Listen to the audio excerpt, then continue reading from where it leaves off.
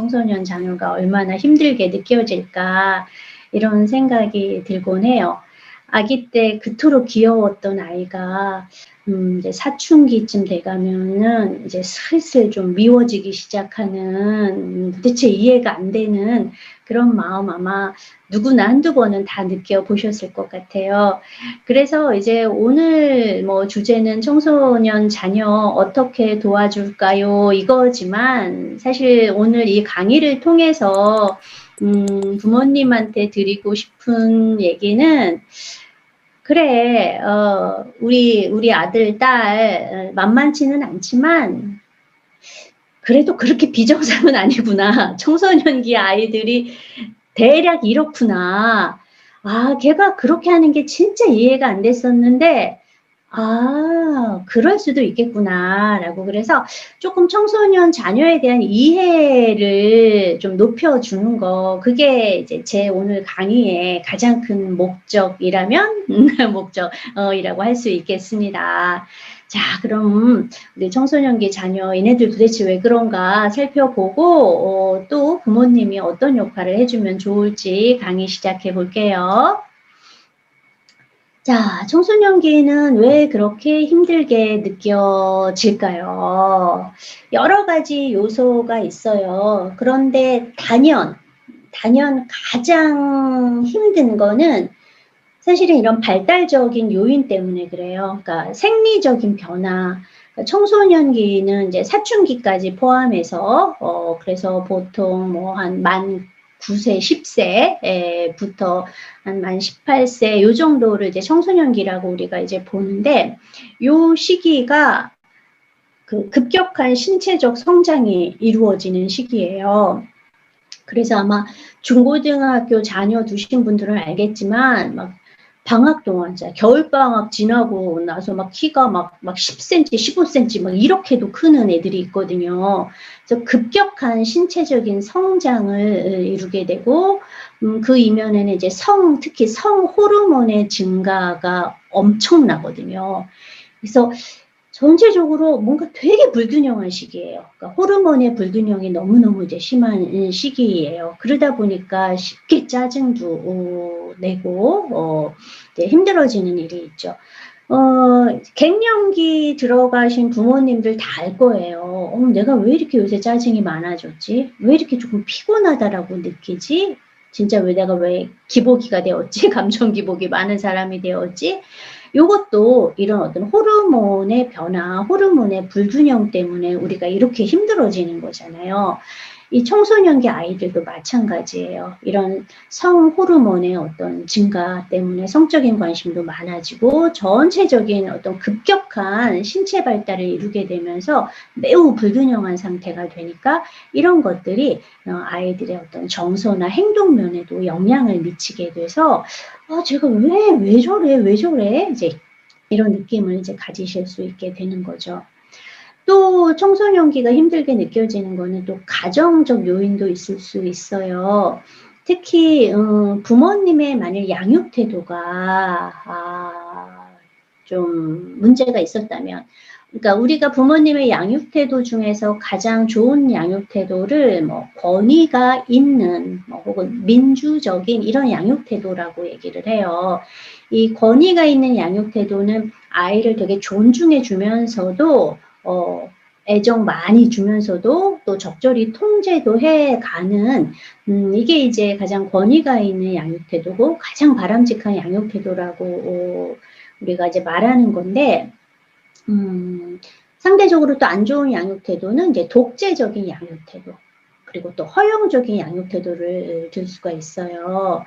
허용적인 양육 태도는 아이를 조금 아이가 좀 제멋대로 행동하게 굴면서도 매사 부모에게 의존하는 이제 그런 아이를 만들게 되는 거고, 그런데 청소년기에서 특히 좀 부정적인 영향을 보이는 양육 태도는 독재적인 양육 태도예요. 그러니까 굉장히 가부장적인 강압적인 양육 태도라고 할 수 있는데 청소년기는 아무래도 이제 성인에 대한 어떤 반발심, 기성세대에 대한 좀 저항이 있는 게 이제 청소년기의 특징이잖아요. 그러다 보니까 부모가 너무 어떤 자신의 힘을 지나치게 행사하고 독재적으로, 강압적으로 아이를 다스리게 되면은 그럼 아이의 이제 반발, 저항이 훨씬 극심해져요. 그러니까 어려서는 뭐 그 부모님이 뭐 진짜 조금 무섭게도 하고 으름장도 놓으면 아이가 겁을 내면서 이제 들었지만 아이의 키가 부모 정도 되게 되면은 사실 눈 이렇게 딱 마주칠 정도로 아이의 사이즈가 커버리게 되면은 사실 부모님이 무섭게 하거나 으름장 놓아도 아이들이 꿈쩍도 안 해요. 오히려 더 막 들이대고 화내고 으쌰 하면서 이런 애들도 있거든요. 그럼 이제 그 순간 이제 부모님은 굉장히 이제 긴장하게 되고 이제 스트레스 굉장히 많이 받게 되고 그래서 쟤 왜 저럴까라고 해서 이제 육아가 아이를 키우는 게 버겁게 느껴지실 수밖에는 없어요. 그래서 가끔 이렇게 듣는 말인데 이제 아들 키우는 집 가보면 방 문이나 벽에 주먹 자국 한두 개씩 다 있다. 그러니까 아이가 막 화나면 꽝 하고 막 주먹으로 막 문 치고 벽 쳐서 그래서 이제 그거를 이제 엄마가 이렇게 딱 보는 순간 약간 쫄게 된다, 긴장하게 된다. 그러면서 이제 아이에게 뭐라고 이제 잔소리도 못하고 어떤 행동 제한도 못하고 저 아이가 내 아이 맞나 그 귀엽고 사랑스러웠던 내 아이 맞나 이제 이런 생각이 들어서 조금 울적해지기도 한다라고 해요. 특히 이런 이제 그 좀 독재적이고 강압적인 양육 태도가 특히 청소년기 자녀와 마찰을 많이 일으키기 때문에 제가 상담을 해보면 특히 반항적이거나 혹은 반대로 되게 우울한 아이들의 거의 90% 이상이 아빠와의 관계에 특히 문제가 많아요. 그러니까 아빠랑 훨씬 더 충돌을 많이 한다라는 거죠. 그러니까 힘 대 힘으로. 그래서 사실 부모님이 이제 청소년기 자녀를 두셨다면은 지나치게 좀 강압적이고 처벌적인 양육 태도를 갖는 거는 좀 지양하셔야 되는 거죠.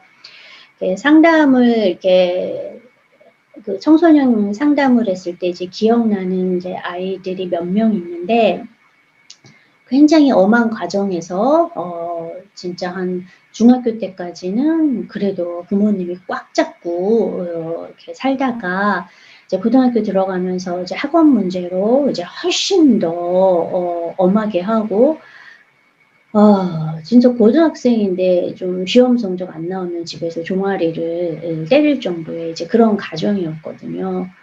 공부도 꽤 잘하는 아이였어요. 전교권에서 노는 아이였는데도 아버님은 이제 이 아이가 또 전교 3등 안에 들어야 된다라고 이제 강요를 하게 된 거죠. 그러다가 이제 그 아이가 이제 전교 3등 안에 들지 못하니까 성적표를 위조를 해서 부모님한테 보여주는 일이 일어났어요. 이제 그게 이제 들통이 이제 나서 이제 큰 문제가 되니까 그래서 아빠가 또 이제 회초리를 들고 아이를 때리려고 하는 순간 아이는 바로 집을 나가 버리게 된 거죠. 고등학교 정도 되고 아주 건장한 아이다 보니까 집을 나가서도 나름 사는 게 가능했어요. 여름 방학에는 유원지에서 닭도리탕 나르면서 꽤 그게 그 수입이 되게 짭짤하대요.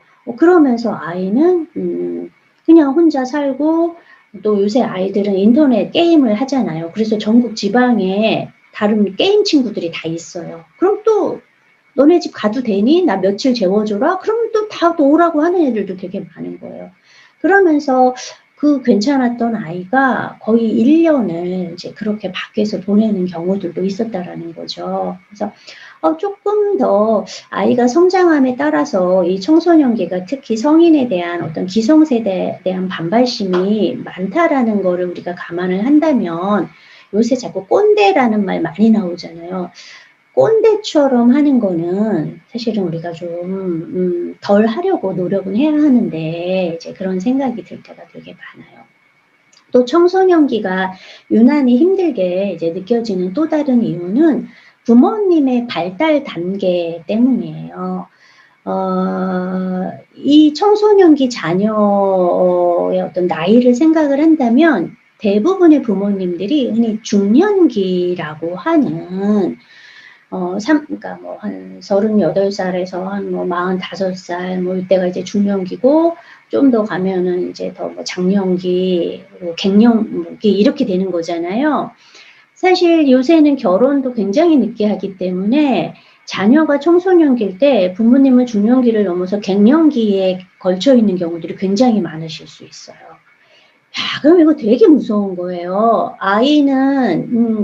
아이도 막 지금 호르몬의 불균형으로 막 정신없어 죽겠는데 부모님 역시 나도 호르몬에 난 너무너무 힘들어 이러면서 이제 되게 부딪히는, 그래서 그런 말도 있어요. 우리가 흔히 발달 단계에서 사춘기가 되게 어렵다라고 여겨지지만 사춘기와 갱년기가 붙으면 누가 이길까? 그러니까 뭐 옛날 뭐 마징가 제트랑 로버트 태권브이가 붙으면 누가 이길까라고 하는 것처럼 청년기와 갱년기가 붙으면 누가 이길까? 갱년기가 이긴다라는 얘기가 있죠. 이렇게 이제 부모님의 어떤 발달 단계상 부모님도 약간의 위기, 스트레스를 굉장히 많이 받는 발달 단계에 속하기 때문에 우리가 스트레스가 적을 때는 그래도 세상이 살만하게 느껴져요. 좀 아이의 약간의 부적절한 행동도 우리가 그렇게까지 승질 안 내면서 다스릴 수 있게 되는데, 이제 부모님이 이제 굉장히 스트레스를 많이 받았다. 그럼 작은 것도 정말 다 눈에 거슬리게 되거든요. 그런데 청소년기 아이들 하는 행동을 보면은 진짜 쟤 왜 저래? 라고 그냥 그런 생각을 들게 만드는 행동들을 정말 많이 하잖아요.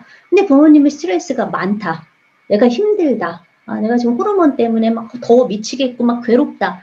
잠 못 잔다. 이럴 경우에는 정말 아이의 사소한 행동에도 확 왕짜증이 나게 되면서 아이를 키우는 게 너무너무 힘들다. 진짜 쟤 따로 살았으면 좋겠다. 이제 이런 마음이 이제 스물스물 올라오게 되실 수가 있죠.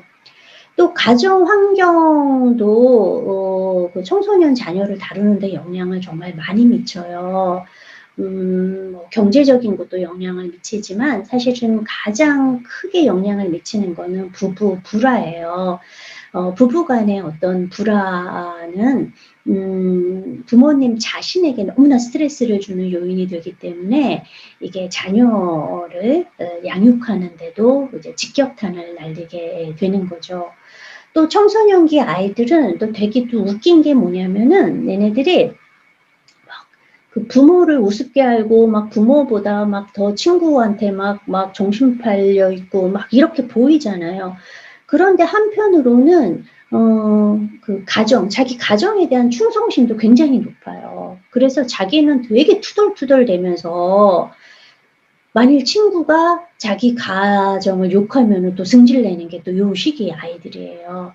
그래서 가정에서의 어떤 부부 불화 같은 것들이 있게 되었을 때 아이는 굉장히 불편해하고 자기가 도대체 엄마 아빠가 부부싸움을 할 때 누구 편을 들어야 할지도 너무너무 이제 당혹스럽고, 그럼 또 짜증이 팍 나면은 나 진짜 저 짜증나는 거 보고 싶지 않아. 그거를 잊기 위해서 또 밖으로 그냥 돌고 이런 행동들이 일어날 수가 있어요. 그래서 뭐 청소년기에 우리가 흔히 질풍노도의 시기라고 하는 사춘기, 청소년기는 이런 생리적인 발달적인 변화가 지금은 가장 큰 요인이긴 하지만 가정적 요인도 이제 거기에 더 불을 붙일 수가 있는 거고요. 또 사회적 요인도 청소년기를 매우 힘들게 만들어요. 이제 성인기의 유해, 이거는 뭐냐면 아이들이 뭐 중3, 고1만 돼도 또 요즘 또 우리나라 애들이 발달 상태가 또 꽤 좋잖아요. 깜짝깜짝 놀라잖아요. 야, 얘네들이 어떻게 이렇게 저렇게 키가 크고, 예전에는 뭐 머리 큰 사람 되게 많고 막 다리 짧고 그랬는데 요새 애들은 비율도 진짜 되게 좋아요. 이쁘고 멋진 애들 되게 많잖아요.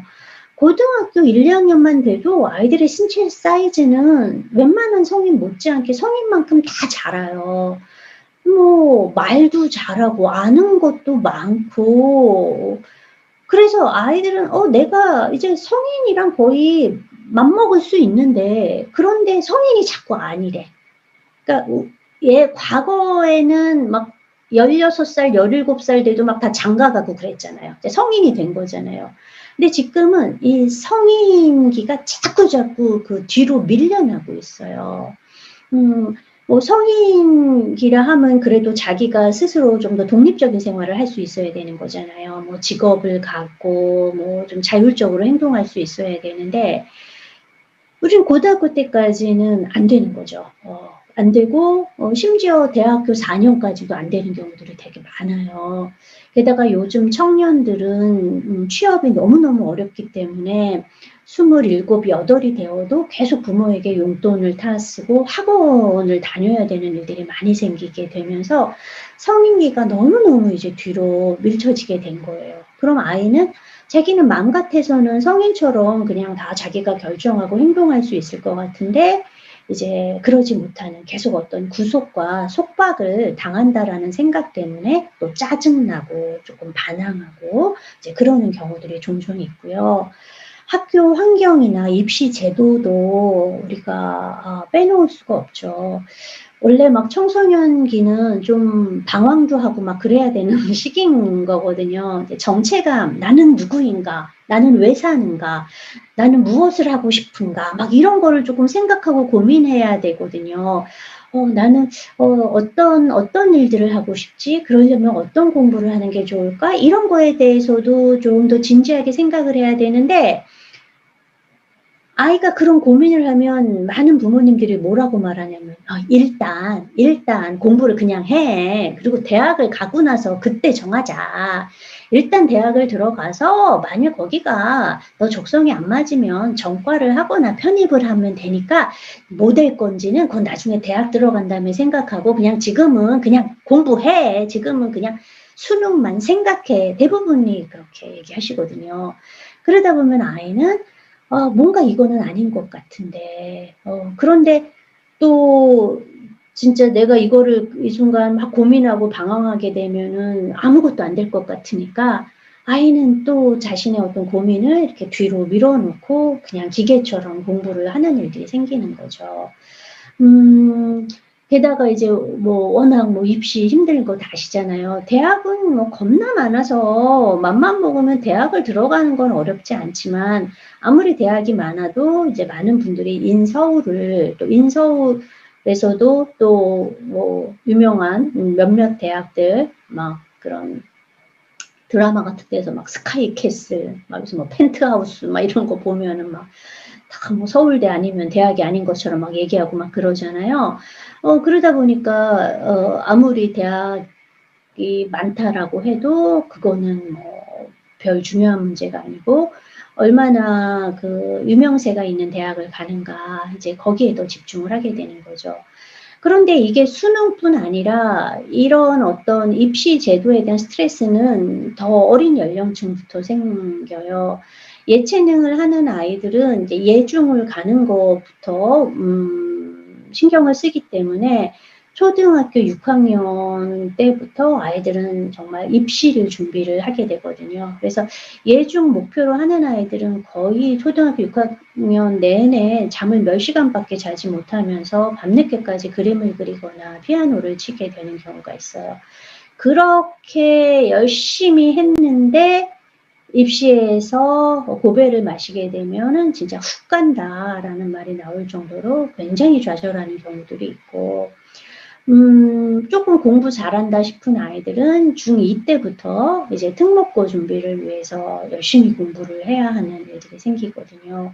저도 이제 상담을 하다 보면은 그렇게 열심히 공부해서 이제 특목고에 진학을 하고 나서 몇 달 지난 후에 상담을 받으러 오는 아이들이 꽤 있어요. 그 아이들이 하나같이 하는 말은 중학교 때 나 좀 공부 잘하는 편이었는데 그래도 전교권에서 놀았는데 특목고를 가고 나니 내가 아무리 노력해도 공부 성적이 잘 나오지 않는다. 나보다 잘하는 애들이 너무 많다. 이러면서 급격한 열등감, 자존감 하락을 경험해서 상담을 받게 되는 경우들이 종종 있어요. 그래서 학교라는 것이 예전처럼 좀 뭐 어떤 즐겁거나 혹은 조금 놀 수 있거나 하는 어떤 교류의 장이 아니라 어떤 그냥 공부만 해야 하는, 그리고 옆 친구들과 내신 등급을 두고 싸워야 하는 그런 지나치게 경쟁적인 곳이 되면서 아이들이 더 까칠해지고 또 힘든 그런 모습들을 이제 보이고 있죠. 또 청소년기를 힘들게 하는 또 다른 사회적 요인은 청소년 문화가 너무 없다라는 거예요. 청소년 문화뿐 아니라 더 어린 연령의 아동 문화도 없어요. 그죠? 하나도 없어요. 유아 때 뭐 뽀로로 보고 무슨 뭐 타요 보고 그러고 나서는 바로 건너뛰어서 성인기 문화로 바로 들어가게 돼요. 이게 이제 문제인 거죠. 청소년기 아이들은 빨리 성인이 되고 싶은데 청소년 문화는 없으니까 성인기의 문화를 별로 좋지 않은 그런 문화들을 그대로 답습을 하게 되는 거죠. 그런 모습들을 이제 부모님이 보게 되면 우리 아이가 일탈하고 있는 거 아닌가라는 염려가 드실 수밖에는 없을 거고요. 또 청소년기가 왜 힘들게 느껴질까? 그 네 번째 요인은 심리적인 요인이에요. 청소년기의 어떤 심리적인 특성. 그 부분들을 잘 이해를 못 하시게 되면은, 진짜 쟤는 왜 저래, 쟤는? 쟤는 뭐, 아무도 안 보는데, 한밤중에 저기 잠깐 편의점 갔다 오는데, 왜 저렇게 화장을 하고 난리야? 쟤는 축구를 하러 간다는데 왜 아침부터 샤워를 하고 난리야? 축구하고 나서 샤워하면 되는데? 어릴 적에는 그렇게 안 씻어갖고 아주 그냥 구박을 받더니만, 지금은 너무 씻어갖고 수도세 나올까봐 걱정되네? 뭐 이런 거 있잖아. 도대체 왜 이럴까? 이거는 청소년기의 심리적인 특성과 밀접하게 연관이 되어 있어요. 그래서 우리 애뿐 아니라 대부분의 아이들이 그렇게 한다라는 거죠. 이 부분은 조금 뒤에 나중에 다시 좀 다루도록 할게요. 그래서 우리가 이제 청소년기 왜 힘든지에 대해서 얘기를 했는데, 청소년기 아이들이 어느 정도의 어떤 기복과 뭐 힘든 부분들은 다 있긴 하지만, 그래도 연구 결과에 따르면 모든 아이들이 다 그렇게 힘들어하는 것은 아니다. 과반수 이상의 아이들은 뭐 잘하고 있다라고 얘기를 해요. 근데 그 중에 이제 몇 %는, 이거는 조금 심각하다. 이 문제가 계속 방치가 되면은 성인기까지 굉장히 힘들어질 수 있다. 이제 그런, 어려움을 갖고 있는 아이들도 있다라는 거거든요. 그래서 아이가 어떤 증상, 어떤 행동을 보일 때 부모님이 도와줘야 하는지, 그리고 부모님 안에서만, 가정 내에서만 해결이 되지 않을 수 있기 때문에 어떤 상담이나 어떤 정신과적 치료나 이런 거를 좀 고민해 봐야 하는 그런 대상들이 있어요. 그래서 함께 살펴를 보면 일단 성적이 급격히 확 떨어져요. 그리고 열심히 보면 맨날 책상에 붙어 있어, 얘가. 열심히 함에도 불구하고 계속되는 낮은 성적. 이런 부분들은 우울함이나 혹은 학교 생활에 문제가 있을 가능성이 되게 많아요. 특히 성적이 확 떨어지고 이러는 부분들은 학교 폭력이나 이런 문제랑도 관련이 되게 많을 수 있고, 뭔가 아이가 아주 큰 스트레스를 얻었다라는 뜻일 수 있기 때문에 살펴보셔야 하죠.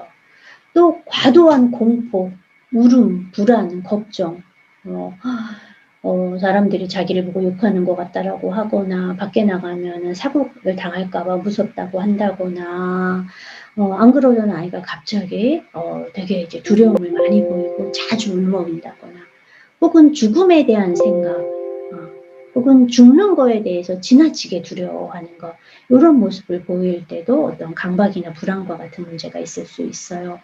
또 과잉 행동, 너무 갑자기 아이가 막 산만해. 이게 뭐 그냥 막 산만한 것뿐 아니라 항상 뭔가 얘가 되게 흥분한 것 같고, 지나치게 뭐랄까, 뭐 정말 조충도 아닌데 쟤 이렇게 왜 이렇게 막 들떠 있는 것 같고 흥분한 것 같지? 많이 불안하고 스트레스가 많을 때도 그런 행동을 나타낼 수 있어요. 그리고 위험한 행동을 반복하는 경우. 상담 하다 보면 청소년기 아이들 중에서 굉장히 위험해 보이는 행동을 할 때가 있어요. 그 외고에 진학했다가 이제 그 너무너무 힘들어하는 여자아이가 있었는데, 그래서 그 아이는 일반고로 전학을 가고 싶어 했어요. 그런데 이제 부모님 입장에서는 그렇게 힘들게 보낸 외고 그렇게 노력해서 난 가기 어렵다라는데 보냈는데 그걸 일반고로 전학을 시킨다라는 게 부모님 입장에서는 너무 아까운 거예요. 당연히 뭐 그러실 수 있어요. 충분히 이해는 돼요. 그래서 아이는 그런 의견을 몇 번 말했지만 그게 이제 받아들여지지 않으니까 이제 극도의 무력감을 갖게 된 거죠. 그래서 이 아이가 이제 한 게 밤에 이제 기숙사 생활을 하는데 밤에 옥상에 올라가서 그 옥상 난간에 몸을 이제 기대면서 이렇게 흔들흔들하는 이제 그런 행동들을 하기 시작했어요. 그래서 그게 발견이 돼서 이제 상담을 온 케이스라고 할 수 있죠. 그리고 요즘 아이들이 굉장히 많이 하는 게 자해예요. 자해 행동. 제가 청소년 상담을 해보면 거의 40%, 50%의 아이가 그러니까 제가 만난 아이들 중에서 자해 경험이 다 있어요. 뭐 정말 뭐 아주 심한 정도는 아니지만 카터칼로 이제 상처가 이렇게 피가 나올 정도로 긋는 행동들을 하는 경우들을 정말 자주 보게 돼요. 이게 또 자기들 사이에서는 약간의 하나의 어떤 문화 같은 거로 좀 굳어진 부분이 없지 않아 있더라고요. 그래서 이제 요런 위험한 행동을 반복하거나 할 경우에도 반드시 살펴봐 줘야 하는데, 이런 이제 자해나 이런 부분들도 부모와의 아주 심각한 어떤 갈등 혹은 학교 폭력 이런 부분과 그리고 뭐 왕따 이런 거와 관련이 굉장히 많아요. 학교 부적응 같은 거. 그래서 이것도 살펴보셔야 하고요. 또 지속적으로 너무 반항이 심해. 또 공격적이야. 사실 엄마를 좀 때리거나 혹은 그 야단 맞으면 잔소리 들으면 기물 파손하는, 이건 주로 이제 사내 아이들한테서 많이 보이는데, 요런 좀 공격적인 행동, 그리고 권위에 대한 반발, 막 부모에게도 이렇게 진짜 존댓말 안 쓰고 막 반말하는 경우도 있어요. 예전 상담했던 아이도 아빠랑 같이 왔는데 제가 이제 아이에게 아빠가 그러시는데 너가 요런 거가 뭐 있다라고 하더라 이렇게 말을 했더니 그 아이가 저를 탁 쳐다보면서 하는 말이 그 새끼가 그래요? 이렇게 얘기를 하는 거야. 아빠 보고 그 새끼래. 이제 이렇게 이제 막 대하는 경우, 이런 경우는 좀 위험하거든요. 이런 경우도 우리가 꼭 도와줘야 되는 거고, 무단결석, 도벽, 그리고 가출 혹은 가출하겠다고 자꾸 협박하는 거. 그럼 나 집 나갈 거야. 뭐 이런 것도 좋지 않아요. 특히 뭐 무단결석하고 가출하고 이제 이런 경우는 좀 안 좋은 또래들과 이제 어울린다거나 혹은 성적인 문제와 연관이 있을 수 있기 때문에 이제 조심해야 되는 거죠. 또 친구를 사귀지 못하는 경우도 있어요. 그래서 친구가 없으면 아무래도 외로움을 느낄 수밖에 없고 학교를 가는 것 자체가 되게 두려워져요. 왜냐하면 학교를 가게 되면 자기가 친구가 없다라는 거를 계속 느낄 수밖에 없거든요. 그럼 그걸 느끼고 싶어 하지 않아요. 그럼 뭘 해요? 등교 거부를 해요. 등교 거부가 너무 많아졌어요, 진짜로. 제가 올해 들어서 특히 이제 작년에는 코로나 때문에 학교를 거의 안 가니까 등교 거부가 없었어요, 별로. 근데 올해 들어와서는 4월부터 청소년 상담하는 아이들의 진짜 95% 이상이 다 등교 거부 증상을 동반을 하고 있는 상태예요. 그러니까 이제 등교 거부를 보이는 경우는 뭐 학교 폭력도 하나의 원인일 수 있겠고, 뭐 학교 폭력이 일어나는 정도는 아니지만 이제 친구가 없다라고 느낄 때, 되게 외로울 때, 이제 그럴 때 학교 가기 싫어하는 경우들이 되게 많아요.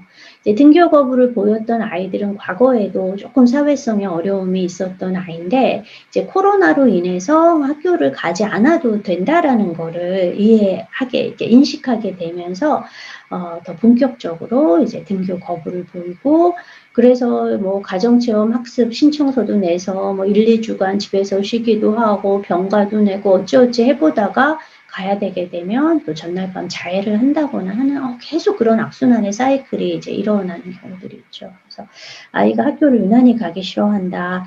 특히 아침마다 너무 못 일어나고 계속 거기서 막 1, 2교시 끝난 다음에 가는 애들이 있잖아요. 요거 계속 방치하게 되면 더 심각한 등교 거부로 이어질 수 있어서 주의 깊게 살펴보셔야 되세요. 또 급격한 체중 감소 혹은 반대로 확 살이 찌는 거. 그래서 수면과 식이 행동의 심각한 변화 혹은 살찌는 거에 대한 두려움. 청소년기는 외모에 대한 관심이 굉장히 많기 때문에 이 외모가 또 자존감이랑 또 직결되는 면이 또 있어요. 그래서 자신이 너무 살쪘다라고 생각을 하게 되면은 지나치게 다이어트 괜찮은데 하는 경우들도 있고요. 계속 이제 거울 왕자, 거울 공주처럼 이제 거울 보는 경우들이 있고요. 그런데 급격히 체중이 감소하거나 증가하는 거는 우울증과 관련이 아주 많을 수 있기 때문에 이런 거 살펴보셔야 되고 불면증, 과다수면도 우울증과 관련이 있으니까 이건 역시 주의 깊게 보셔야 합니다. 또 신체 증상에 대한 과도한 호소, 여기 아프다, 저기 아프다, 나 뭐 병 걸린 것 같아, 뭐 이런 경우들 여기 또 나오네. 자해, 그리고 자기 파괴적인 위험한 행동. 신체 증상을 이제 많이 호소하는 아이들도 자기가 이렇게 뭔가 아픔으로써 자기가 피하고 싶은 거, 하기 싫은 거, 두려운 거 이런 거를 피하기 위해서 이제 신체 증상을 호소하는 경우들이 되게 많아요. 이게 뭐 그냥 가벼운 경우에는 뭐 건강염려증 정도가 되겠지만 심한 경우에는 이제 신체적 어떤 시민성 신체 증상이 나타나거나 전환장애라 그래서 갑자기 못 걷거나 갑자기 앞이 안 보인다거나, 그러니까 뭐 신체적으로는 아플 이유가 전혀 없는데도 이제 그런 증상까지 이어지는 경우들이 있어요. 많이 불안한 아이들한테서 많이 나타나는 증상이라고 할 수 있겠죠. 또 지속적인 슬픔, 그러니까 항상 아이가 좀 기분이 좀 이게 가라앉아 보여. 조금 울적해. 그리고 되게 죽고 싶다라는 생각 많이 해요. 이것도 이제 우울증의 전조 증상이기 때문에 주의 깊게 살펴보셔야 되고, 또 술 너무 많이 먹는 거. 그리고 약물 오남용, 뭐 예전에는 막 진짜 본드 흡입 막 이런 것도 있었잖아요. 요새 청소년 전에 인터넷 뉴스 보니까 그 무슨 약이라는데 그게 병원에서 감기약 비스무리하게 무슨 뭐 그런 어디 아플 때 처방받는 약이라는데 그게 이제 약간 이런 그 흥분 뭐 그런 효과가 있나 봐요. 그거를 이제 병원 돌아다니면서 그 증상 호소해서 처방받아서 이제 먹는 일들, 이제 이런 영물 오남용 이런 부분들도 우리가 이제 주의해야 하죠. 이제 예전에는 마약 그러면은 뭐 진짜 영화에서나 나타나는 거라고 생각을 했지 우리나라에서는 이런 일이 일어날 거라고 생각 안 했지만 지금 보면 뭐 흔치 않게 있다라고 하니까 주의해야 하죠. 또 일상생활에서 발생하는 사소한 문제도 해결하지 못하고 막 당황하거나 매사 의존하는 경우 이런 경우도 좀 더 이제 성인기에 적응에 안 좋은 영향을 끼칠 수 있기 때문에 우리가 살펴보고 필요하다라면 전문가의 도움을 얻기를 꼭 원하는 거죠. 그래서 혹시 우리 자녀가 이에 해당되는 증상이 있나 아니면 괜찮나 이런 것도 이번 기회에 점검하시면 좋을 것 같아요. 자, 그럼 어떻게 도와줘야 할까? 아까 이제 제가 청소년기 아이들의 어떤 심리적인 특성을 잘 이해를 해야 한다라고 이제 말씀드렸잖아요. 이제 그거 이제 하셔야죠. 그래서 청소년기 심리적인 특성을 이해해야지만 어떻게 도와줄 수 있을지 그거에 대한 답이 좀 더 나올 수 있어요. 이제 청소년기는 앞서 말씀드린 것처럼 급격한 신체의 변화와 호르몬의 불균형을 겪는 시기예요. 그래서 청소년기 아이들은 거의 공통적으로 뭔가 서투르고 초조하고 게으른 특성을 보여요. 진짜 게으르죠. 그리고 짜증도 되게 쉽게 잘 내죠. 뭐만 좀 안 되면 그냥 신경질 팍팍 내고 왕짜증 막 이런 거 보이는 거. 이런 것들이 이제 청소년기 어떻게 보면은 신체적인 변화에 동반하는 굉장히 자연스러운 심리적인 특성일 수 있어요. 그래서 아이가 좀 짜증내고 그런 거에 대해서 일일이 너 지금 뭐 하는 거야? 같이 짜증내게 되면은 그러면은 되게 심각해져요. 그래서 그런 조금 사소한 짜증이나 이런 것들은 조금 넘기시는 것도 필요하죠. 또 외모에 대한 관심이 급격히 증가해요. 그래서 외모에 대한 이제 스스로의 평가, 그러니까 자기 자신을 이제 예쁘게 혹은 멋지게 생겼다고 생각하나, 혹은 못생겼다라고 생각하나, 요게 또 아이들의 자존감에 큰 영향을 미쳐요. 자존감은 이제 자기에 대한 평가인데, 그런 자기에 대한 평가에는 외모에 대한 평가도 포함이 되어 있거든요. 그래서 되게 전체적으로 그래서 그 전 연령대에 걸쳐서요, 여성의 자존감이 남성보다 좀 낮대요.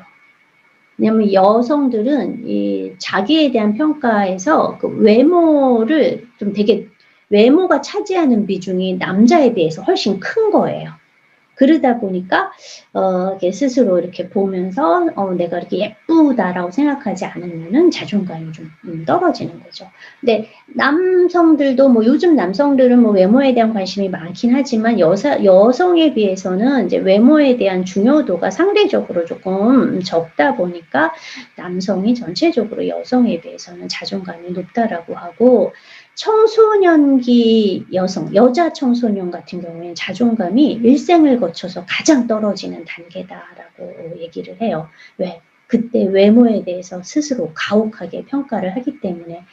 그래서 그렇게 화장을 하고 부모님 생각에 아주 말도 안 되는 옷을 입고 다니는 거예요.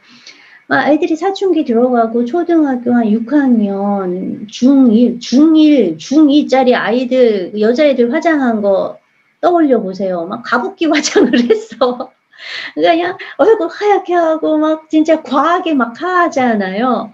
이게 미쳤나 이게 아니라 사실은 외모에 대해서 그렇게 화장을 열심히 하는 아이면 아이일수록 사실은 자존감이 조금 낮구나라고 우리는 생각을 해야 되는 거죠. 그래서 이 아이가 외모뿐 아니라 어떤 다른 영역에서 자기 자신을 조금 더 좋게 평가할 수 있도록 우리가 어떻게 도와줄 수 있을까? 어떤 부분들을 조금 더 많이 칭찬하고 격려해 줄까? 이 부분을 꼭 생각을 하셔야 합니다. 또 청소년기는 정체감, 아까 얘기한 나는 누구지? 나는 뭘 잘할 수 있지? 나는 뭘 하면 행복할까? 인생에서 중요한 건 뭐지? 막 이런 거 막 생각해야 되거든요. 그래서 나는 누구인가가 아주 이 정체감 형성에는 굉장히 중요한 거예요. 이제 그러다 보니까 이 시기에는 나는 보니까 나는 성인과 다른 존재야. 나는 저 꼰대 같은 성인이 아니야. 나는 나야. 나는 청소년이야. 막 그거를 막 아이는 보여줘야 되는 거예요. 그래서 나는 나야. 나는 성인. 나는 엄마 아빠랑 난 다른 사람이야. 이런 거를 보여줘야 하니까 뭘 하냐면은 자기들만의 패션을 추구해요. 그래서 이렇게 청소년기 애들 보면 되게 웃긴 게 개성 막 엄청나게 중요하게 생각하는 것 같은데 보면 다 똑같은 옷 입고 다녀. 막 등골 브레이커 막 유행했을 때 똑같이 그 노스페이스 다 입고 다니고 뭐 나이키 누구 하나 신었다 하면 뭐 어떤 거 나왔으면 뭐 똑같이 하게 되고. 근데 이게 뭐냐면 자기네만의 거예요. 바지도 뭐 아빠는 좀 통 넓은 바지를 입으면 청소년기 아이들은 막 그때 반대로 막 이렇게 좁은 백바지 입고, 뭔가 우리는 우리만의 세계가 있어. 우리는 당신들과는 조금 달라. 이런 거를 이제 보여주려는 것들이 자기들만의 스타일 추구로 나타나요. 그래서 이제 아이들이 예전에는 이렇게 부모님이 사다 주는 대로 입었잖아요. 그런데 초등학교 5학년 이상만 돼도 아이들이 이제 사춘기 이제 본격적으로 들어가기 시작하는 그 시기만 돼도 아이들은 엄마가 사다 주는 옷 싫어하고 이제 친구와 함께 옷을 사려고 하고 이런 이제 모습을 보이게 되는 거죠. 그래서 한 애가 뭐 문신 같은 거 하면 막 다 따라하려고 그러고 이제 요게 이제 청소년기에 또 나타나는 특성이에요. 청소년기는 그 또래에 대한 욕구가 급증하는 시기예요. 그래서 또래에게 소속이 돼야 되는 욕구가 굉장히 많이 일어나고 또래가 중요하다 보니까 또래 압력도 굉장히 많이 증가를 해요. 그러니까 또래 압력은 뭐냐면은 뭐 가장 쉬운 거는 담배, 흡연이라고 생각하시면 돼요. 요새 맨날 뭐 텔레비전에서 뭐 노담 막 이런 거 막 얘기를 하지만 거기 막 그 노담 막 선전할 때 이렇게 공익 광고 보면은 진짜 다 애들이 막 다 모여서 담배를 피고 있고 한 애가 담배를 안 피면은 야 너도 펴 이거 좋아 너도 펴 너도 펴야 우리 팀이지 야 우리 다 하는데 너는 너만 안 할 거야? 야 너 그럼 우리 친구 아니야? 이런 식으로 하는 게 바로 또래 압력이에요. 그래서 많은 못된 짓은 이 또래 압력 때문에 일어나요. 흡연이 대표적인 거고요. 또래 압력으로 일어나는 거고 심지어 어떤 성적인 행위 같은 것도 그리고 뭔가 그 일탈행위 야 우리 편의점 가서 뭐 좀 과자 갑자기 훔쳐갖고 가자 우리 다 같이 하자 뭐 이런 것들 그래서 이런 것들이 그러니까 또래의 역할이 너무너무 중요해지다 보니까 아이들은 그러한 행동들이 나쁘다라는 거를 알면서 그리고 자기도 그런 행동을 하고 싶지 않으면서 또 그렇지 않으면 내가 이 또래 집단에서 팽당할 수 있다라고 생각하니까 아이들은 이제 그 행동을 따라하는 경우들이 있어요. 그래서 이렇게 이제 또래의 역할이 중요해지다 보니까 아이들은 그러니까 전에는 부모의 규칙을 따랐다면 이제 또래의 규칙으로 이제 전환이 이제 돼버리는 것들이 되는 거죠. 그래서 청소년기 자녀를 두신 부모님들은 다 그런 경험 있을 거예요. 아이랑 무슨 이건 이렇게 해야지 그러면 이제 아이가 아니 뭐 친구들은 막 그러면 부모님이 너 뭐 친구 따라서 뭐 너 강남 갈 거야? 너 친구가 죽으라 그러면 죽을 거야? 뭐 이렇게 이제 얘기하시는 경험이 있을 수 있어요. 그럼 아이는 항 또 저렇게 말해. 그러면서 방으로 꽉 이제 문 닫고 들어가는 것들.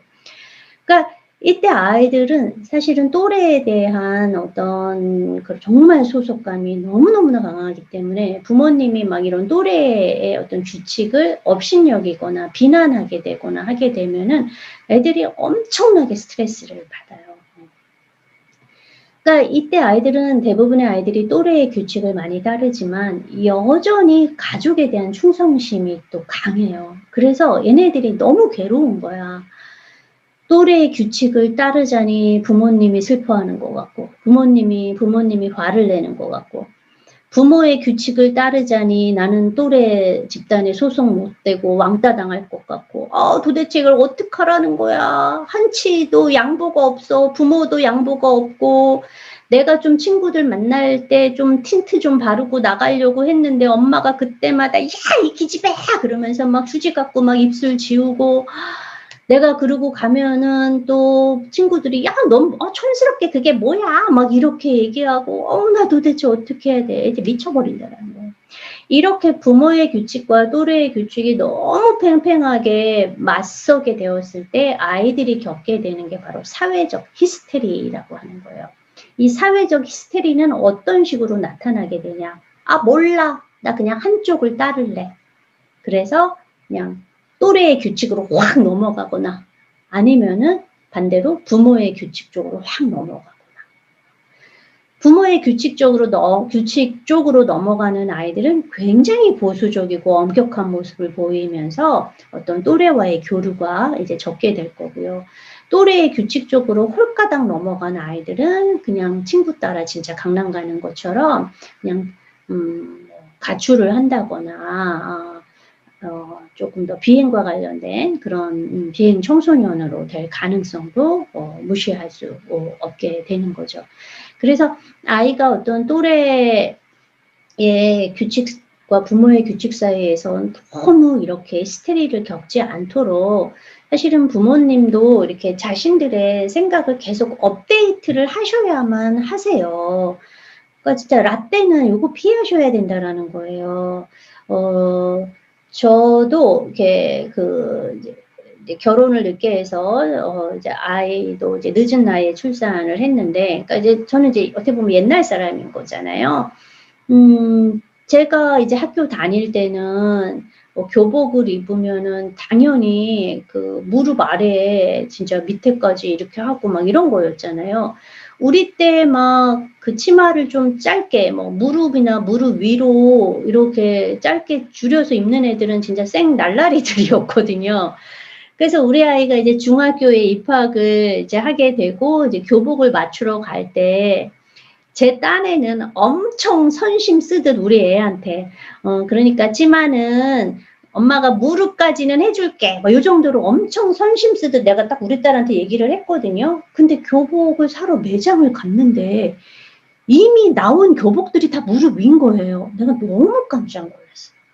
와, 이게 진짜 라떼 눈이랑 너무너무 많이 다르구나.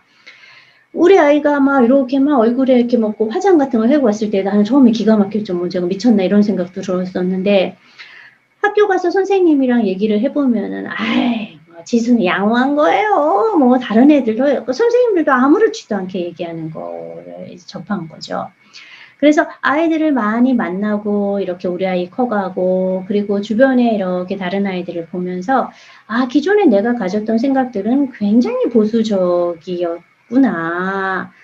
진짜 7, 80년대 학교 다닌 걸 가지고 내가 지금 2000년생한테 그거를 적용하고 있다니 내가 이거를 조금 바꿔야겠구나. 업데이트를 시켜야겠구나. 이제 이렇게 조금 결심을 하게 되면서 오히려 아이와의 마찰이 조금 적었던 것 같아요.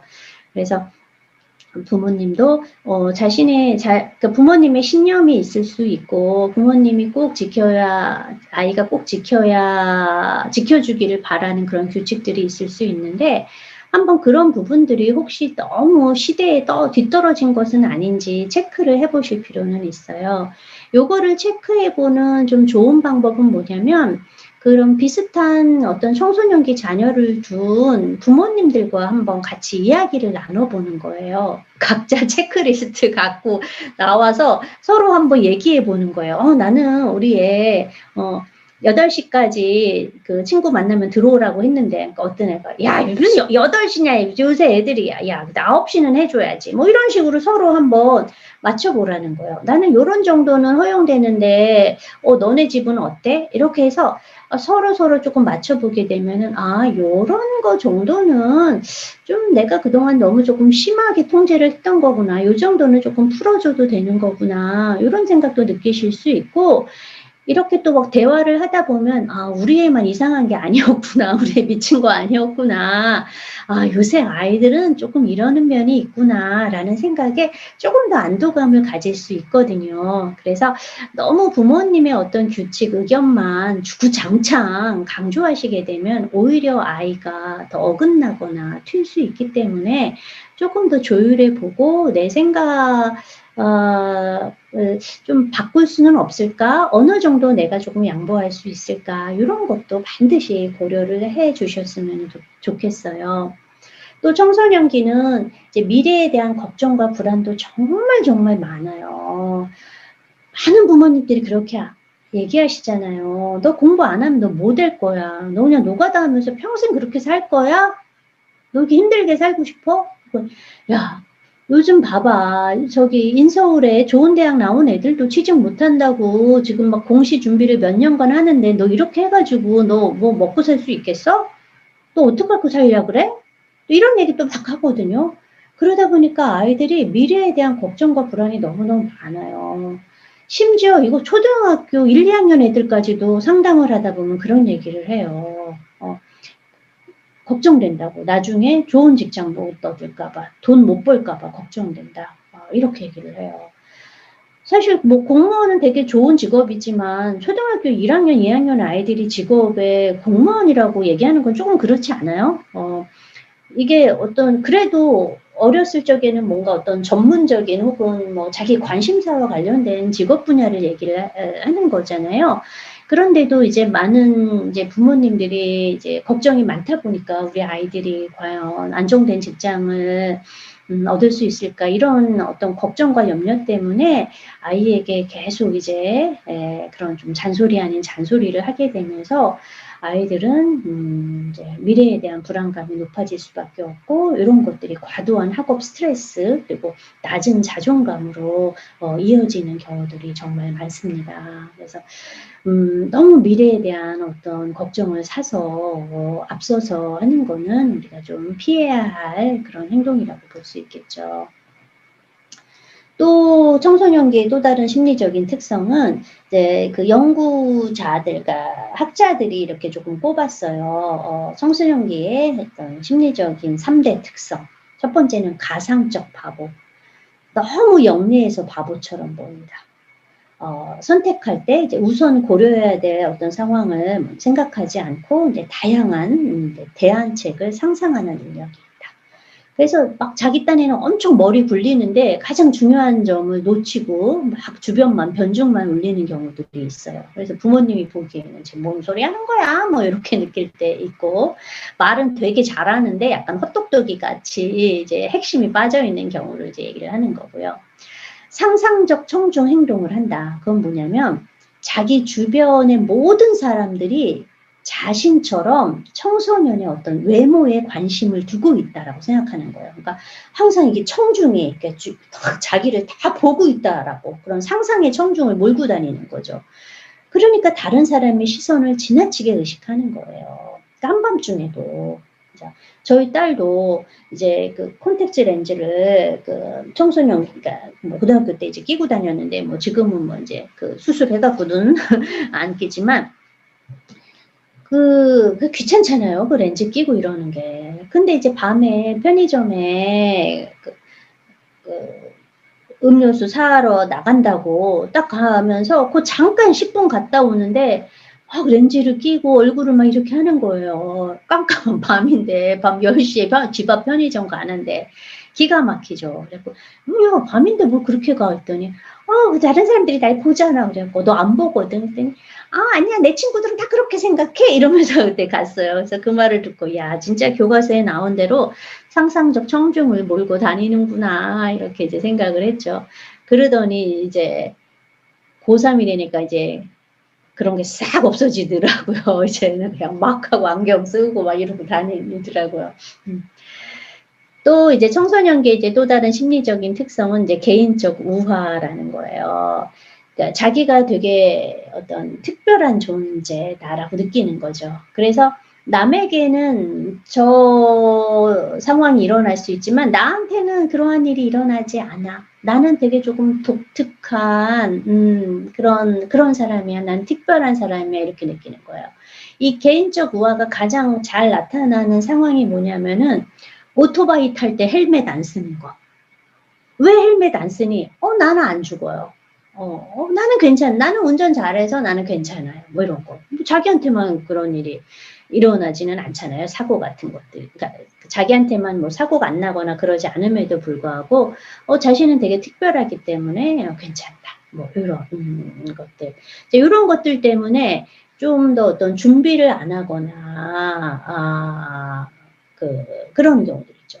가령 뭐 성적인 행위 같은 경우에도 뭐 피임을 하지 않은 상태에서 우리가 이제 그 청소년기 자녀들한테는 학교에서도 요새 성교육 같은 거 많이 시키잖아요. 워낙 이제 문제가 되니까 그럼 피임 같은 거를 얘기해도 안 한다라는 거예요. 왜? 나는 임신하지 않을 거야. 나는 임신시키지 않을 거야. 뭐 이제 이런 생각, 이게 바로 이제 개인적 우화와 관련된 이제 특성이다라고 이제 볼 수 있겠어요. 자, 그럼 이제 더 본격적으로 이제 어떻게 도와줘야 하나. 참 이 부분이 저한테 제일 힘든 거였어요. 왜냐면 청소년 자녀 결코 만만치 않아요. 어린 아이들 뭐 2돌에서 뭐 4돌 사이 아이들 키우기 힘들다라고 막 부모님들이 얘기하시지만 저는 그 부모님들한테 말해요. 지금 키우기 힘들겠지만 사춘기에 비하면 이건 껌이에요. 라고도 해요.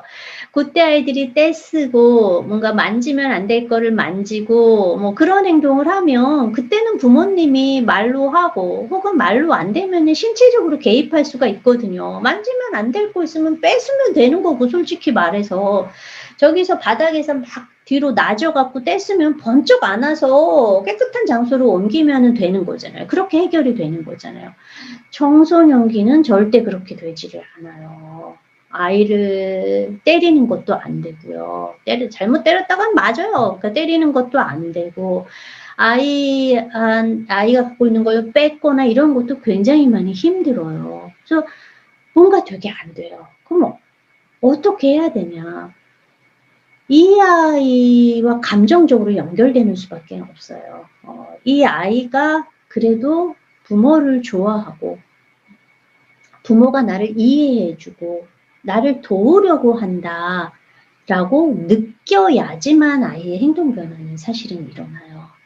그래서 각 발달 단계마다 부모님들의 역할이 있는데 청소년기 자녀를 둔 부모의 역할은 무엇이냐?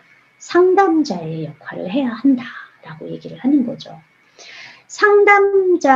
상담자는 여러분들도 이렇게 생각을 해보시면 상담자가 주로 뭘 많이 하는가? 아이와 대화를 가장 많이 하잖아요. 말하고 마음도 헤아려주고 조언도 기분 나쁘지 않게 해주고 격려도 해주고 이게 상담자의 역할이에요.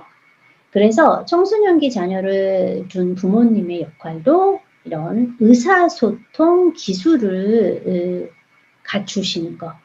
그래서 아이와 의사소통을 잘하는 것. 이게 가장 중요해요.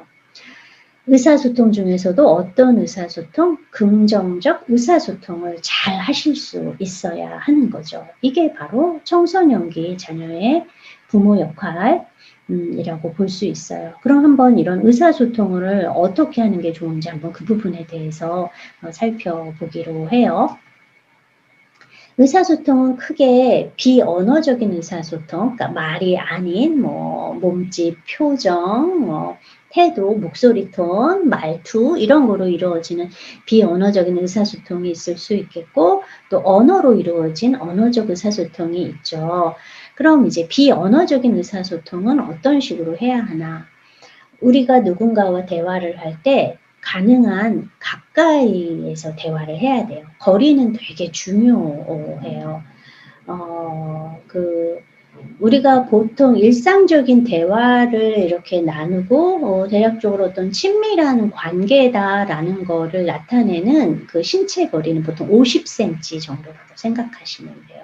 50cm 정도가 되면은 이거는 저 사람과 되게 좀 사적으로 친밀한 거고 훨씬 더 가까운 거는 이제 30cm 이내인데 뭐 굳이 30cm 이내까지 안 하셔도 적어도 이제 50cm 정도의 거리에서 아이와 이제 대화를 하는 게 필요하고 자세는 편안하게 약간 앞으로 숙인 자세, 그러니까 아이 쪽으로 이렇게 조금 몸을 기울이는 게 필요해요. 그런 말 있었어요. 뭐, 미팅 같은 거 나갔을 때 상대가 이러고 앉았다. 그러면, 오늘 텄다. 이러는 거. 그때는 안 되는 거예요. 이렇게 몸을 뒤로 제치고 팔짱을 낀다라는 거는, 나 너 싫어. 나는 너를 거부할 거야. 내 안에 들어오지 마. 이런 거거든요. 그래서 아이와 대화를 할 때도 부모님이 너무 이렇게 뒤로 하면서 이렇게 하면서 팔짱 딱 끼고 하게 되면 말할 기분 자체가 안 나는 거예요. 오히려 이렇게 몸을 앞쪽으로 기울이면서 편안한 자세를 취할 때 아이는 저 사람이 내 말을 조금 들으려고 하는구나. 나한테 관심이 많구나. 이렇게 이제 느낄 수가 있는 거죠. 시선은 눈을 보면서 이야기하는 게 가장 좋죠. 눈을 마주치는 거. 그런데 그렇다고 막 눈에 너무 힘 주시면 안 돼요. 계속 쳐다보게 되면 이거는 약간 도발, 반항, 뭐 이런 거를 뜻하거든요. 겁주려고 하는 거. 그래서 편안하게 아이 눈을 바라보지만 지나치게 주시한다라는 느낌이 들지 않도록 그렇게 바라봐 주시는 게 좋고요. 여유 있고 은은한 미소 이런 거 좋고요. 청소년기 아이들은 어른이 너무 오바 떨는 거 되게 싫어해요. 그래서 여유 있고 은은한 미소가 좋고 자연스럽게 손동작이나 몸짓, 뭐 고개를 끄덕이거나 뭐 이런 정도의 이제 이런 자연스러운 동작을 사용하시면 좋고요. 접촉은 부드러운 터치를 자주 사용하면 좋아요. 뭐 말할 때 이렇게 손을 잡아주는 것도 좋고 어깨를 치는 것도 좋은데 단 이성의 청소년에게는 조금 주의를 해야 돼요. 그러니까 아빠가 딸을 대할 때 특히 그럴 경우에 이렇게 뭐 허벅지를 만진다거나 뭐 이러면은 조금 불편해하는 딸들도 있어요. 혹은 그 뭐 등 같은 거 이렇게 만지는데 이게 속옷 있는 부분들이 이렇게 그쪽으로 이렇게 쓰다듬는다거나 하는 경우도 별로 이렇게 좋아하지 않을 수 있어요. 우리가 이렇게 이성의 자녀에게 접촉을 했을 때 약간 흠칫하고 불편해한다라고 할 경우에는 안 하시는 게 제일 좋은 방법이에요. 얘는 접촉하는 거를 조금 불편해하는구나. 그럴 경우에 접촉하지 않고 그냥 이렇게 가까운 거리에서 하고 따뜻하게만 대하시면 되고요. 음성은 딱딱하지 않는 따뜻한 목소리가 제일 중요해요. 너무 막 그러잖아 하거나 야! 막 이런 거 하지 않으시도록 주의하셔야 돼요. 그럼 언어적 의사소통은 어떤 식으로 해볼 수 있을까? 남이 아닌 자신의 견해를 이야기한다. 선생님이 뭐 이러는 식으로 자꾸 남 얘기를 들어서 하게 되면 아이는 되게 이제 불편해 할 수 있어요. 내가 느끼는 거. 내가 느끼는 부분들을 그냥 얘기하는 게 가장 좋고요. 구태의연한 말과 설교는 하지 않는다. 특히 라떼는 이거를 피한다. 야, 엄마 때는, 아빠 때는 뭐뭐 했어. 그렇게 하고 다니면 뭐 이런 거에서 했어. 야, 나 때는야, 그게 얼마나 너는 어쩌고 저쩌고 용돈 같은 걸 받아본 적이 있는 줄 아니? 뭐 이런 거 하지 마시고. 또 책 속의 말 같은 거 인용도 하지 마세요. 야, 그 어느 책에 뭐 혹은 그 위인이 이러면은 애들이 막 진짜 전체적으로 이런 것들이 다 이렇게 설교 같고 다 꼰대 같이 느껴지는 거예요. 나도 한때는 너희와 같은 시절이 있었어. 엄마도 네 맘 다 알아. 뭐 이런 거 이해하는 척 하는 것도 하지 말라 그래요. 그러면 아이가 반발심이 딱 일어나요. 아까 말한 것처럼 청소년기는 자신만의 어떤 정체성, 성인과 구별되는 정체성을 갖고 싶은데 자꾸 아빠가 자꾸 묻어올라 그러거든요. 마치 뭐 같은 것처럼 하려고 그러거든요. 그럼 아이들은 더 밀어내려고 하게 돼요. 그리고 말할 때 너 대신에 나를 사용해서 말하는 거죠. 너는 이제 이게 뭐 너 전달법, 뭐 나 전달법 이런 게 있는데 너 전달법은 아무래도 비난이 들어가요. 너는 왜 약속을 항상 안 지켜? 그럼 상대를 비난하는 거잖아요. 대신에 나 전달법은 상대의 그런 행동에 대한 뭐 나의 감정 혹은 내가 받은 영향에 대해서 얘기하는 거예요. 나는 내가 약속을 지키지 않는 게 걱정이 돼. 뭐 이런 식으로 말하는 거예요. 그래서 말할 때 진짜 나라는 것만 그 주의해서 말하셔도 그 말 실수를 굉장히 많이 줄이실 수 있으세요. 그리고 그 나로 시작되는 말도 좋고 내 생각엔 이렇게로 시작되는 말을 하는 것도 아주 좋아요. 우리가 그 각자의 생각이 다 있는 거잖아요. 누구의 생각이 옳고 나쁘고가 아니라 각자의 생각이 다 있는 건데 우리는 마치 너는 이렇게 해야 돼. 내 생각이 옳아. 막 이제 이런 식으로 그냥 말하는데 우리가 말을 할 때 내 생각에는 뭐뭐 하는 게 좋을 것 같아 라고 말하면 이건 내 생각일 뿐이야. 너 생각도 있을 수 있어. 상대를 존중하는 것처럼 보이니까 이것도 여러분들이 말하실 때 사용하시면 좋겠고요.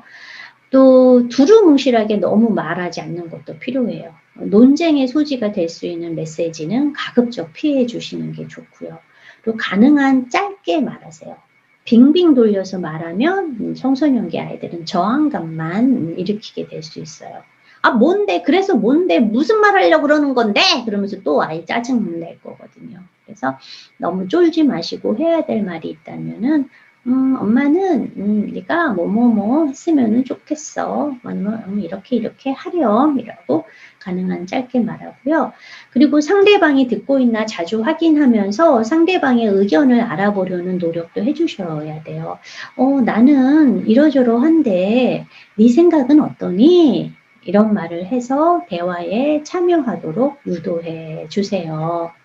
그리고 듣고 있다라는 거를 열심히 보여주세요. 아이가 말을 할 때, 아, 아유, 그랬구나. 혹은, 그래서 고개를 끄덕거린다거나. 그래서 경청하고 있다라는 걸 보여주는 것. 이 부분을 정말 많이 하셔야 돼요. 우리가 이렇게 의사소통을, 그래, 한번 내가 해볼 거야 라고 생각해서 아이와 의사소통을 시작을 했을 때, 사실 부모님이 말을 많이 하는 것보다 아이가 말을 많이 하게 하는 게 더 중요하거든요. 그러려면, 아이가 말을 할 때 내가 충분히 경청하고 있어 라는 거를 보여주는 자세가 필요하세요. 아이 말할 동안에는 중간에 말 끊으시면은 안 되고, 아이가 한 말에 부모님이 비록 동의하지 않더라도 중간에 끊어서 아니 그건 하고 이렇게 막 하시면은 안 돼요. 끝까지 다 들어주시는 거. 그래서 네 생각은 그래서 뭐뭐 한 거구나. 엄마 생각은 또 이래. 우리의 생각이 이런 점이 조금 차이가 있네. 이런 식으로 얘기해 주셔야 돼요.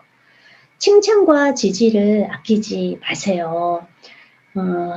뭐 애나 어른이나 똑같이 이런 칭찬받는 거, 긍정적인 말은 청소년의 자기 표현을 더욱더 격려해 줄 수 있어요.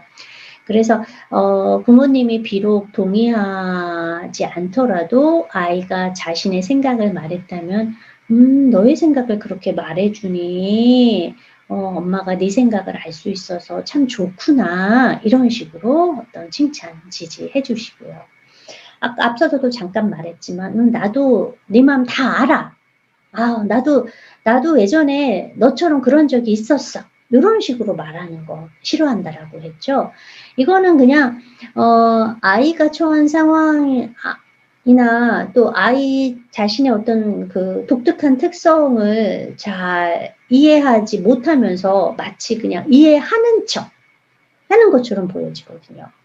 청소년기 아이들은 이런 식으로 그냥 조금 건성으로 반응하는 것 같다. 진실되지 못한 것 같다. 그럼 또 그것도 되게 싫어하는 특성들을 갖고 있어요. 또 우리가 주의해야 될 게 언어적 의사소통을 할 때 청소년의 어떤 치부를 들추거나 성격적인 결함을 탓하는 거. 너는 진짜 넌 성격이 너무 이상해. 너 도대체 왜 그래? 야, 너는 도덕성이 없는 애 같아. 넌 생각이 없는 애 같아. 넌 주관이 있니, 없니? 뭐, 이런 식의 것들. 성격은,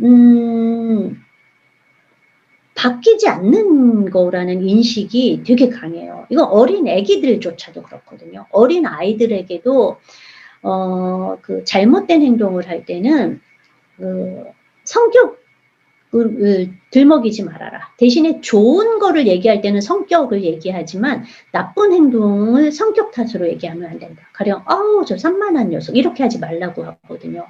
왜? 성격은 잘 안 고쳐지는 것이라는 느낌이 강하기 때문에 나는 이렇게 타고난 애야 라고 생각을 해서 고치려고 하지도 않고 어떤 자존감만 떨어지고 반발심만 높아질 수 있어요. 그리고 이제 아이가 잘못한 것들을 뭐 이렇게 좀 자꾸 들쑤시는 거.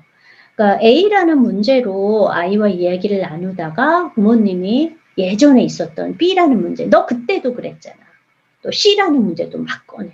고구마 줄기 쭉쭉쭉 나오는 것처럼 계속 잘못한 거를 계속 이제 끌어내게 되면 이제 아이들이 짜증나 버리잖아요.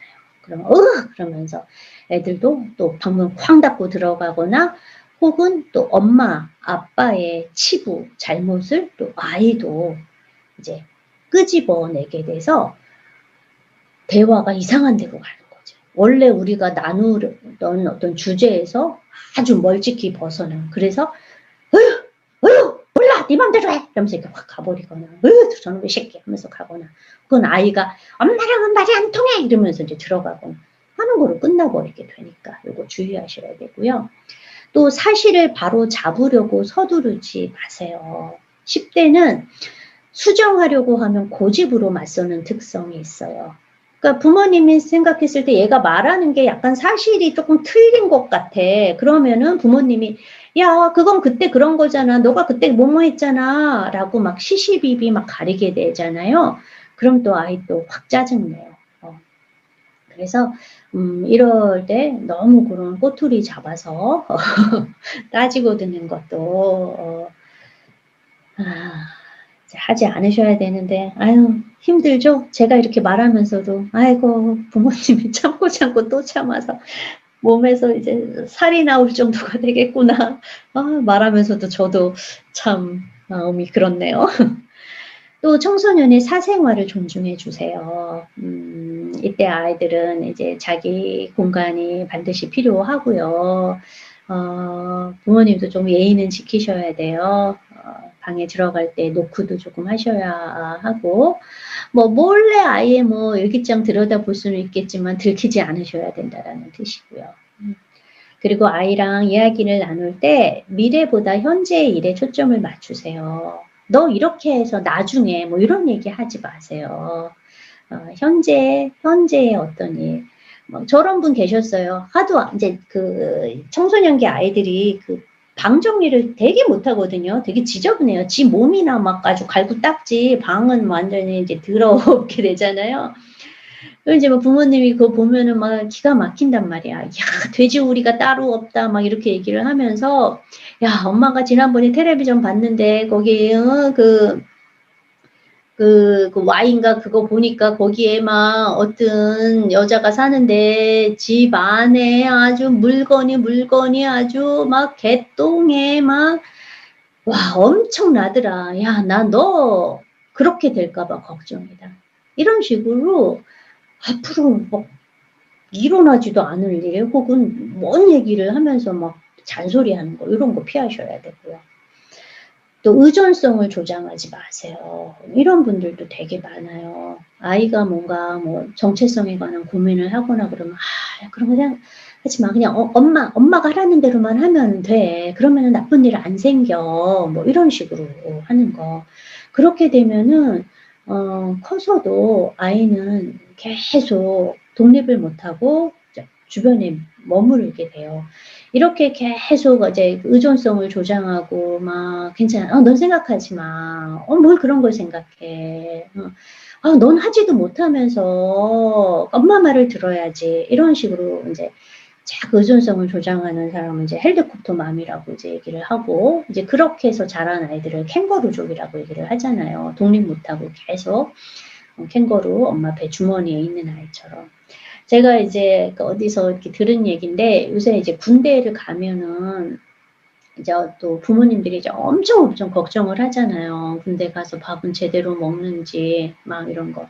근데 이제 요새 이제 그 SNS의 발달로 인해서 군대에서도 이제 카톡을 다 사용을 하잖아요. 그래서 만약 무슨 행군 같은 거 있으면은 그 일정을 그 단체 카톡방에 올린대요. 그래서 이제 뭐 어느 코스로 어떻게 간다. 그럼 어떤 일이 일어나냐면은 만약에 이렇게 머무는 그런 이제 곳이 있잖아요. 그럼 부모님들이 음료수랑 막 빵이랑 먹을 거를 싸갖고 거기서 기다린대요. 그래서 오면은 막 주는 거야. 어떤 게 떠오르세요? 그 애들 초등학교 때 운동회 같은 거 하면은 막 부모님이 막 그 음료수랑 먹을 거 해갖고 막 간식 그거 막 생각나지 않으세요? 하도 그런 것들이 너무 많아가지고, 그래서 이제 전에는 조금 더 일찍 공지를 했는데, 지금은 그런 준비 못하게 바로 그날 그냥 기습 공지를 한다, 뭐 이런 얘기를 들은 적이 있어요. 사실 그렇게 이제 귀한 자식인 거는 맞지만, 결국 우리가 아이를 키운다라는 거는 그 아이가 독립된 인간으로 설 수 있게 자율성을 갖추도록 키우는 건데, 의존성, 너무 조장하는 거. 부모가 아이보다 더 오래 살지도 않으면서 자꾸 이제 부모가 뭐든지 다 해줄 것처럼 혹은 나만 믿고 따르라라고 하는 것도 되게 위험한 거라는 거죠. 제가 아는 분 중에 한 분이 계신데 좀 상당히 독재적인 스타일이에요. 그래서 이제 자녀가 셋이 있는데 항상 어떤 얘기를 많이 했냐면은, 그러니까 그분은 자수성가한 분이거든요. 그래서 굉장한 재력가인데, 아이들한테, 아유, 니까지 것들이 뭘 해, 어? 아유, 아이들이 이제 공부하면서 짜증내면, 아, 그럼 공부하지 마. 아빠가 뭐 카페 차려줄게. 아빠가 뭐 해줄게. 이런 얘기 되게 많이 했어요. 그래서 그 자식 셋이 지금 40살이 다 됐거든요. 다 직업이 없어요. 다 그냥 한마디로 대학 다 나오고 심지어 유학도 잠시 갔다 왔었는데 지금 그냥 하는 거는 아빠가 하는 그런 회사에서 아주 단순한 그냥 관리 업무만 맡고 있다라는 거죠. 아예 한 명은 아예 평생 일을 해본 적이 없고 이게 얼마나 무서운 건가. 그래서 지금 그분은 되게 많이 지난 날을 후회하고 계세요. 근데 그럼 뭐야 지금 뭐 나이가 8순이 돼가지고 어떻게 하겠어. 또 우리가 아이와 의사소통해야 할 때 되게 조심하셔야 될 게 아이의 의견에 동의하지 않더라도 비난하지 않는 거예요. 각각의 생각은 다 다를 수 있어요. 우리가 청소년기 자녀를 다루는 게 되게 힘든 거는요. 사실 가치관의 차이 때문에 그래요. 근데 가치관의 차이가 가장 극복이 안 되는 거예요. 인류 역사상 가장 오랫동안 그리고 끝나지 않는 전쟁이 무엇인가? 과거의 중세시대에는 십자군 전쟁과 같은 종교적인 전쟁이 있었다면 지금 현대사회에서도 어때요? 이슬람과 서구 국가 간의 어떤 전쟁. 이런 가치관, 그러니까 종교라는 건 가치관과 신념이 되게 중요한 거잖아요. 이런 가치관의 차이는 되게 뭔가 통합되기가 굉장히 어려운 부분들이 있어요. 그래서 주로 이것 때문에 서로 열받고 싸우게 되고 철천지 원수가 되는 거거든요.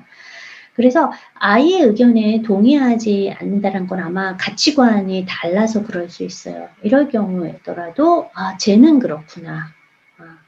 그게 공감하는 거거든요. 공감해 주시고 비난은 되도록 삼가하는 거가 필요해요. 근데 이 공감을 되게 헷갈려 하시는 분들이 계세요. 공감은 동감, 상대와 똑같이 나도 생각한다라는 게 아니에요. 공감은 저 사람은 저렇게 생각하는구나. 이게 공감이거든요. 그래서 아이가 어떤 얘기를 할 때 부모님은 동의하지 않을 때 야, 무슨 그딴 생각을 해.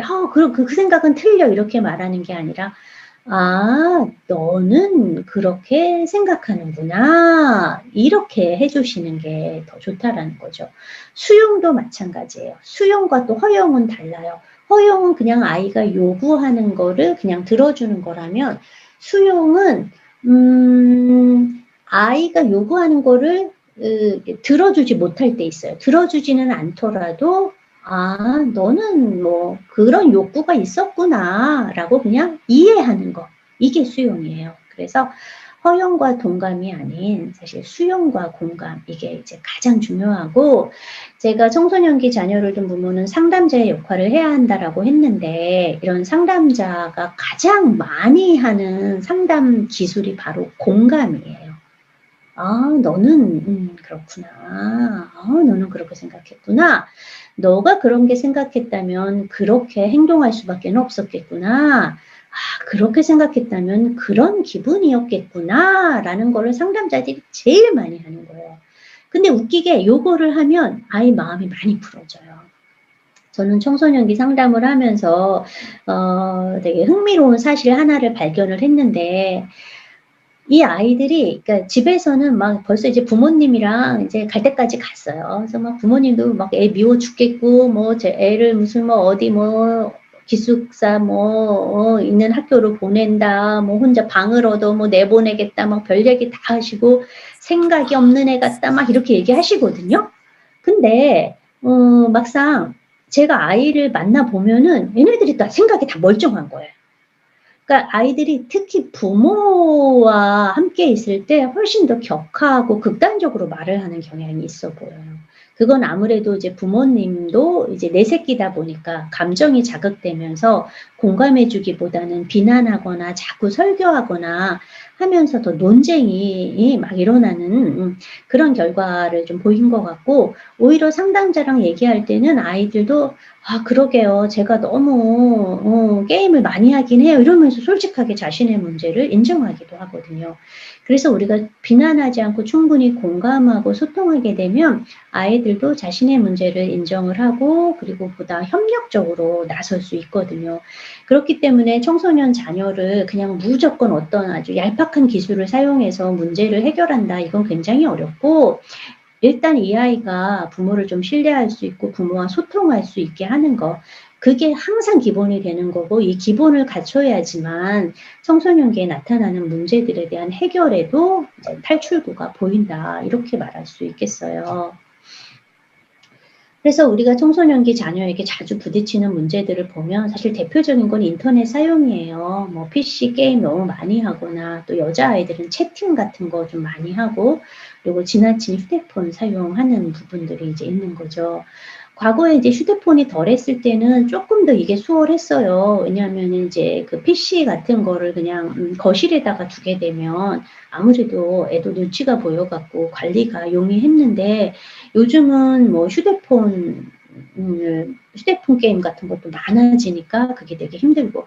근데 사내 아이들은 여전히 그런 좀 더 정교화된 게임을 하려면 이제 PC를 사용하는 경향이 있잖아요. 그래서 요새 뭐 온라인 공부나 이것 때문에 그 PC나 뭐 컴퓨터를 많이 사용을 하니까 아이 방에 넣어주는 경우들이 많으신데요. 너무 이런 마찰이 많다면은 사실 좀 요런 부분들은 거실의 한쪽 코너를 조금 치우고 거기에서 좀 공부도 할 수 있고 게임도 할 수 있게 컴퓨터를 그렇게 놔주는 것 자체도 굉장히 이제 중요해요. 그리고 이거를 무조건 막 강제적으로 하게 되면은 말 진짜 안 듣거든요. 그리고 우리가 뭘 봐야 되냐면은 이런 게임이나 채팅에 정말 중독 수준으로 빠진 아이들, 굉장히 많이 빠진 아이들, 도대체 얘는 왜 그렇게 많이 빠질까? 이거를 생각해 보셔야 돼요. 사실 게임을 좋아하고 많이 해도 친구가 농구하자 혹은 뭐 가족이 뭐 캠핑 가자 그럴 때 잘 따라 나서면 별로 크게 문제는 없어요. 그런데 그것보다 막 이 게임에만 몰두를 하거나 혹은 실제 오프라인 상에서는 친구가 없는데 그 인터넷 채팅으로만 자꾸 친구를 사귄다. 이럴 경우에는 현실 생활을 살펴봐야 될 필요가 있어요. 이 아이가 혹시 현실에서 충족되지 못한 욕구를 이런 가상의 세계에서 충족하고 있는 것은 아닌가. 이런 부분 살펴보시고 그런 근본 문제를 해결해야지만 인터넷 사용은 좀 해결이 될 수가 있어요. 아이와 먼저 조금 좋은 관계 만들어 보시고 무조건 처음부터 "너 당장 못해." 이제 이게 아니라 아이 그 그러니까 아이가 청소년 아이들은 분명히 동의해야 돼요. 내가 조금 많이 해서 내가 조금 줄일 필요가 있겠어. 어떤 부분을 줄여 볼까?" 이거를 동의하지 않으면은 강제적으로 하는 건 거의 불가능하기 때문에 고런 부분들 아이와 먼저 좀 소통의 분위기를 잘 만들고 아이의 의견 충분히 들어보고 좀 그게 쉽게 잘 되는 부분은 아니기 때문에 그럼 부모가 어떻게 도와주면 좋을까? 그래서 어떤 타협안을 만드는 게 가장 중요합니다. 그리고 이제 무례한 태도, 짜증, 막 불순종 요런 것도 이제 부모님 되게 열받게 만드는 거잖아요. 근데 워낙 아이가 이 청소년기에는 이제 급속한 신체 성장으로 인해서 상당히 불균형한 상태를 보이기 때문에 쉽게 짜증 내거나 좀 반항하는 부분들은 뭐 심심치 않게 볼 수가 있어요. 그럴 때 이거를 너무 크게 격하게 반응하시기보다는 아이가 이렇게 행동을 했을 때 부모님도 약간 상처받은 게 있잖아요. 그러면은 아까 말한 나 전달법을 사용해서 표현하셔야 돼요. 엄마는 이렇게 말했는데 네가 갑자기 조금 소리를 질러서 엄마가 좀 당황스럽네. 어. 엄마가 몇 번을 불렀는데도 네가 아는 척을 안 하니까 좀 엄마가 무시당한 것 같아서 좀 기분은 안 좋다 야. 사실 이렇게 표현하셔야 돼요. 그래서 아이가 속으로 살짝 뜨끔하게 만들어주는 게 더 좋은 방법이라고 할 수 있고요. 생활 습관. 요거 진짜 힘들죠. 기상 취침 시간, 방 청소, 귀가 시간 이런 부분들도 아이와 잘 얘기해서 그 규칙으로 이제 만들어 주시면 좋아요. 그 정리정돈 문제가 되게 좀 많아요. 특히 이제 여자아이들이 자질구레한 물건이 많아서 의외로 여자아이들이 정리정돈 되게 못하거든요. 그거를 매번 깨끗이 하게 하는 거는 되게 어렵기 때문에 뭐 일주일에 한 번, 뭐 토요일 뭐 오후나 뭐 오전이나 이럴 때 엄마랑 같이 뭐 30분 방 정리하기 이런 식으로 조금 정해놓는 게 좋고, 기상 취침 시간, 뭐 기가 시간 이런 부분들도 그래도 뭐 합리적으로 정하신 다음에 좀 상벌 체계를 주시는 게 좋아요. 뭐 상은 뭐 용돈 조금 뭐 더 주는 게 될 수도 있고, 혹은 게임 좋아하는 아이라면 게임 시간을 뭐 30분 늘려주는 게 될 수도 있고, 뭐 이런 게 될 수도 있고요.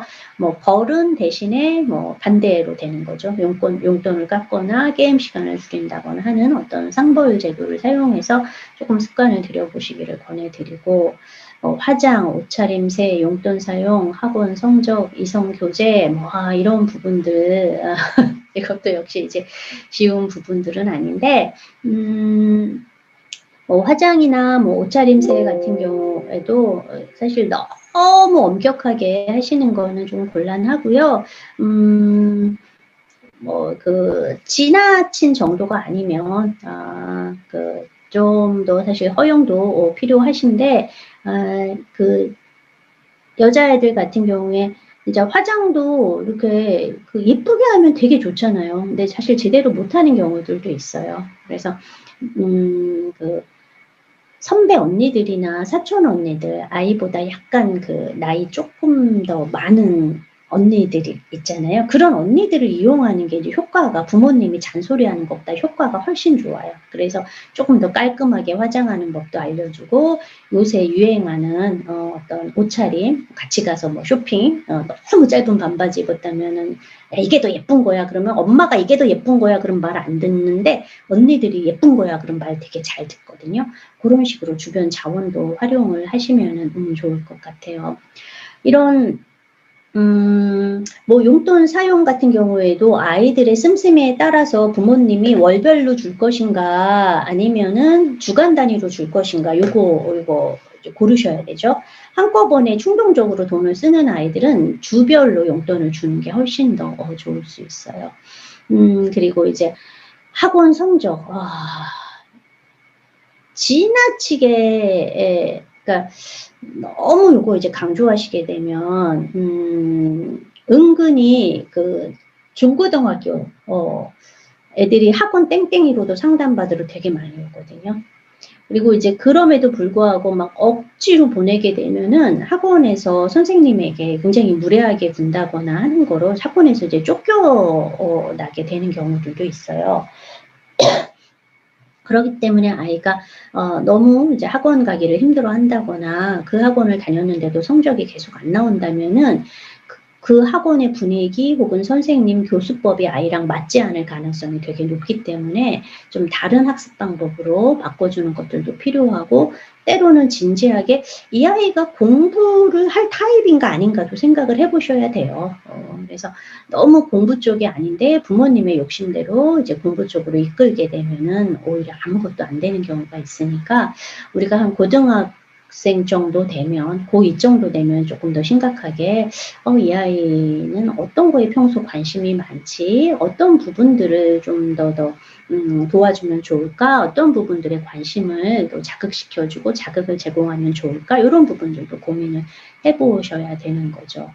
뭐 이성 교제 같은 경우와 관련돼서는 사실 가장 많이 염려되는 거는 이제 성적인 문제라고 할 수 있어요. 그래서 이제 성교육 같은 부분들도 분명히 들어가야 하는 거고, 이제 동성애 부모가 이제 이런 아이에 대해 성 문제에 대해서 조금 더 이제 편하게 이야기를 나누시는 거 필요해요. 아까 이제 교육 쭉 받으시는 거 보니까 이제 구성애 선생님 오셔가지고 성교육 한다니까 그때 이런 청소년 아이들 이제 성과 관련된 문제에 대해서 많이 좀 질의응답하시면 더 좋은 이야기 들으실 수 있을 것 같아요. 근데 저는 이제 성교육이 물론 피임 이런 것도 되게 중요하지만 더 중요한 거는 사랑에 관해 가리키는 거라고 생각하거든요. 우리가 누군가를 좋아한다면은 좋아하는 사람을 위해서 해야 하는 행동들이 있잖아요. 배려해 주는 거, 존중해 주는 거. 사실 그런 부분들을 되게 많이 강조해 주는 게 더 진정한 성교육은 아닌가라는 생각이 듭니다. 예, 어찌어찌해서 벌써 시간이 11시 40분 가까이 흘러갔어요.